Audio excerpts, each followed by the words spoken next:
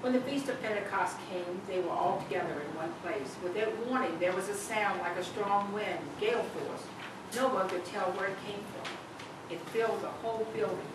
Then like a wildfire, the Holy Spirit spread through their ranks, and they started speaking in a number of different languages as the Spirit prompted them. There were many Jews staying in Jerusalem just then, devout pilgrims from all over the world. When they heard the sound, they came on the run. Then when they heard one after another their own mother tongues being spoken, they were dumbstruck. They couldn't for the life of them figure out what was going on and kept saying, aren't these all Gentiles? How come we're hearing them talk in our various mother tongues? Parthians, Medes, Elamites, visitors from Mesopotamia, Judea and Cappadocia, Pontus and Asia, Phrygia and Pamphylia, thank you, Egypt and the parts of Libya belonging to Cyrene, immigrants from Rome, both Jews and Parthians, even Cretians and Arabs. They're speaking our language, describing God's mighty work. Their heads are spinning. They couldn't make heads or tails of any of it. They talk back and forth, confused. What is going on here? Others joke. They're drunk on cheap wine. Then Peter stood up and, backed by the other 11, spoke out with bold urgency. Fellow Jews, all of you who are visiting Jerusalem, people aren't drunk, as some of you suspect. They haven't had time to get drunk. It's only 9 o'clock in the morning. This is what the prophet Joel announced would happen. In the days, God says, I will pour out my spirit on every kind of people. Your sons will prophesy, and your daughters, your young men will see visions. Your old men dream dreams. When the time comes, I'll pour out my spirit on those who serve me, men and women both, and they'll prophesy. And I will set wonders in the sky above and signs on the earth below. Blood and fire, billowing smoke, the sun turning black, the moon turning blood red.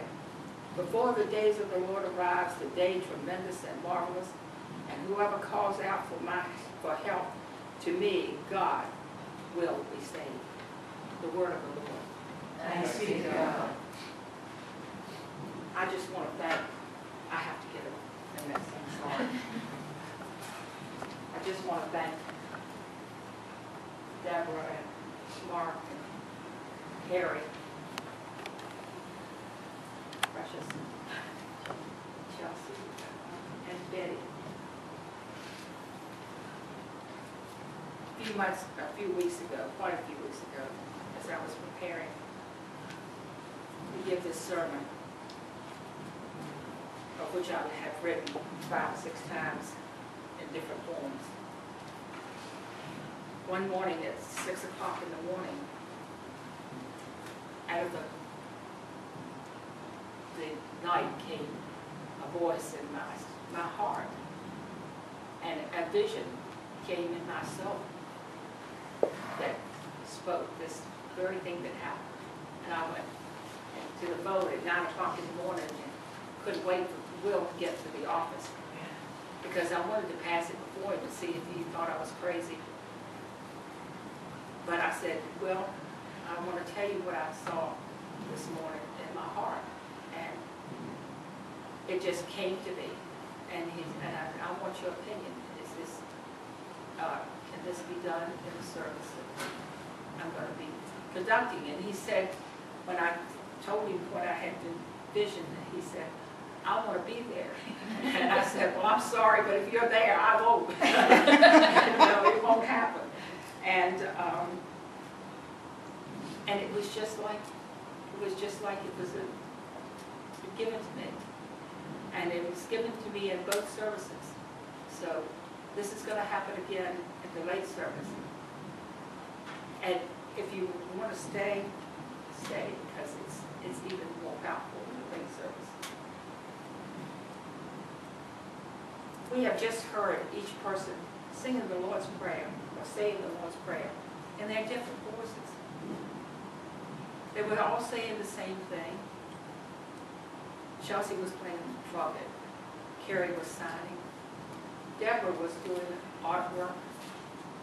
Mark was singing. Betty was playing the piano. They were all doing the same thing, but in their own gift, their own way. During Lent, we were invited one afternoon to come to the church and make crosses. We were given instructions to come and bring something that meant something to us. So we all assembled into the gym, and when we walked through the door of the gym, needless to say, Deborah had prepared numerous things on the table for us because she knew that some of us would forget.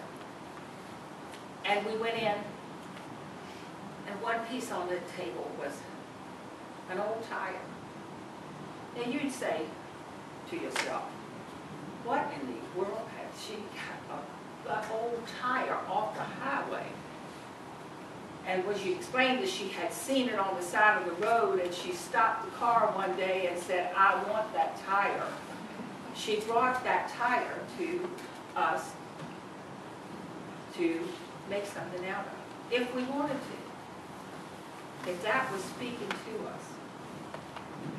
Well, I was so infatuated with Rick Dahl's machines. I wanted to do the scroll song. But I also really wanted to do that tire.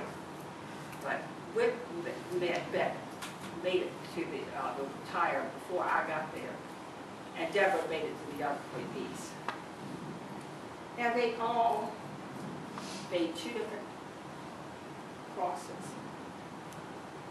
The Holy Spirit spoke to them in two different ways. Who would have ever thought that out of an old tire from the highway, two beautiful crosses could be made? One with outstretched arms, and one with the nail and thorns. Look at the crown of thorns. You in this service were able to see that really up close. It's been in the Northex, but we who go to the early service sometimes don't get to see these. Come up here and look at them. Each was made in their own gift, but all were speaking the same thing. That's the way it is with the Holy Spirit. It's just like a choir. You know, a choir has many voices. Some are singing soprano, some are singing alto, some are singing bass, and some are singing baritone and tenor. But they're all singing the same song. Except for me sometimes, you know, I don't get the notes. But that's okay. But they're all singing the same songs, and it all is made beautiful. They're all speaking the same thing, but in their own gift.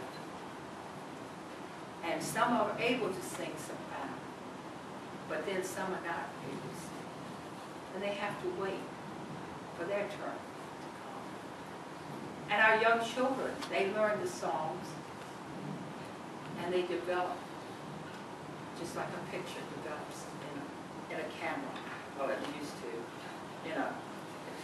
These days and times, kids don't know what the negatives look like. But you know, in our day, the negatives turn to positives in a beautiful way. I have been told, had been told, by people, you need to sing in the choir. And my answer to them always was, I'm sorry, but I don't read music, and you don't want me in your choir. Because I do not read music. I love to sing, but I do not read music. But then one day, Julia, Jen Rowan, came to me and she said, Eleanor, you need to come and sing in the guitar. And I thought, okay. I said, yes. Out of my mouth came the word yes, and I thought later, Eleanor, what in the world were you thinking? You know, how are you going to sing in a cantata? And Julie said, don't worry about it. They've got your part on CD. You can just take it and listen to it in the car. Well, one day, Carol Dahl came up beside me, and I was listening to that singing the alto part in my car, waiting for everybody else to get here for choir practice. But you know, that gift given to me that day by Julia was a blessing that made me open up the gift of singing in a choir. And the gifts that I have received I can't wait for Wednesday night. I can't wait for Wednesday at 5 o'clock to come and practice the action service songs. I can't wait to practice these songs after our meals on Wednesday night. And in the choir. But if I hadn't taken Julia's gift to me, and I had done with that gift like I've done so many times before, just let it go, didn't open it, how many things I would have missed out, and how many wonderful times. So if you've ever thought about, you know, I'd like to sing in the choir, I'd like to give that gift, but I just, you know, my voice is just not like Candace is. You know, it doesn't matter. The Holy Spirit sits somebody down on either side of, you know, he sat Nancy Becker and left Laura on either side of me. They cover up my bad notes. Or when I'm now, they help me. They kind of cover up that blank space in between. But it's a gift. Not everybody's given that gift. But it's a gift. A few months ago, 2 Wofford College students brought a gift to St. James of a writers club. Not a club, but a writers group. And we met every other week. And we still do. And I had always wanted to write a book about my travels for 3 years that we did on the road in 9 different churches, 9 different places, and the gifts that I had received, so that I could pass those down to my family and anybody that wanted to read them. I tried a writers group at Christian Supply. I went one time. I found out that they were way, way above me. You know, they had left me way behind.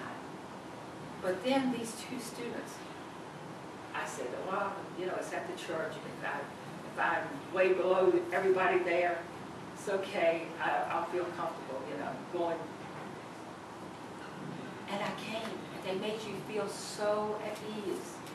Their gift of just being young women and just having that gift that nobody makes mistakes, you know, everybody's okay, gave me the best gift. I just look forward to those writing things so that I could just be inspired. We all are given the same subject. Every one of us are given the same subject to write about. But goodness gracious, after 20 minutes of writing, we all share our story. And they're all different. None of them are the same. Nell Smith, I mean, she's so quiet. And she's one of the ones in the group, and she writes about her childhood on a farm. It brings a simple life to me, who grew up in a city. I didn't know a cow from a pig. And believe me, that is the very truth. I had to work the cry back one time and had to take a survey on cows and beef. And the man that I called in New York City at the stable up there, he said, you don't